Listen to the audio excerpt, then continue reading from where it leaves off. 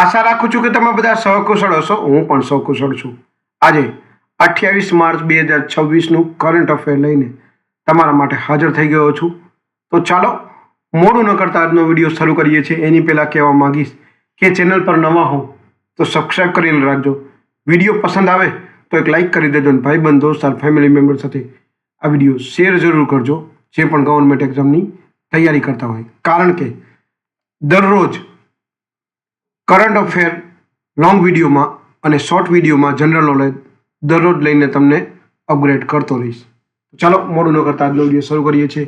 28 March 2026 current અફેરનો પહેલો પ્રશ્ન છે, બાલેન્દ્ર શાહ કયા દેશના સૌથી યુવા પ્રધાનમંત્રી બન્યા છે?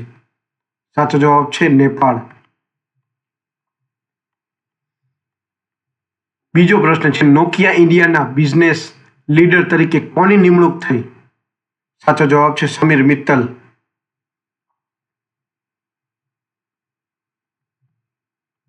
ત્રીજો પ્રશ્ન છે, પીએમ મોદી 2026ના G7 શિખર સંમેલનમાં ક્યાં ભાગ લેશે? સાચો જવાબ છે ફ્રાન્સ.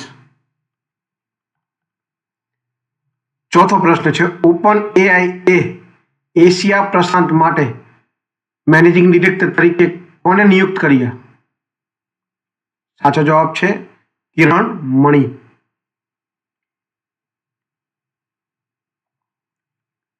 પાંચમો પ્રશ્ન છે, 9મો ફાર્મામેડ 2026 ક્યાં યોજાયો? સાચો જવાબ છે નવી દિલ્હી.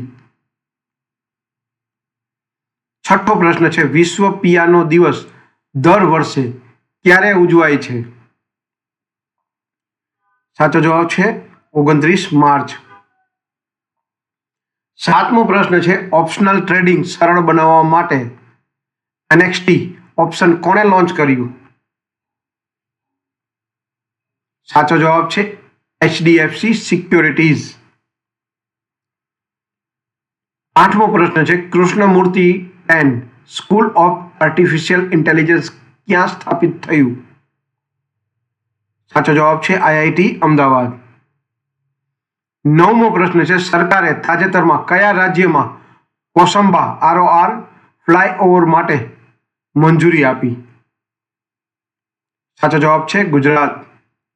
10મો અને છેલ્લો પ્રશ્ન છે, અગ્નિકુલ કંપનીએ વિશ્વનો પ્રથમ 3D પ્રિન્ટેડ રોકેટ એન્જિન નું સફળ પરીક્ષણ ક્યાં કર્યું?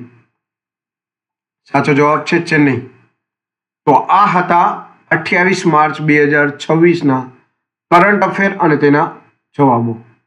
વિડીયો ગમ્યો હોય તો વિડીયોને એક લાઇક કરી દેજો. ચેનલ પર નવા હો તો સબસ્ક્રાઈબ કરીને રાખજો. કારણ કે દરરોજ કરંટ અફેરના વિડીયો લોંગમાં અને જનરલ નોલેજ શોર્ટ વિડીયોમાં દરરોજ લઈને તમને અપગ્રેડ કરતો રહીશ. તો આજ માટે આટલું જ. જય હિન્દ, વંદે માતરમ દોસ્તો.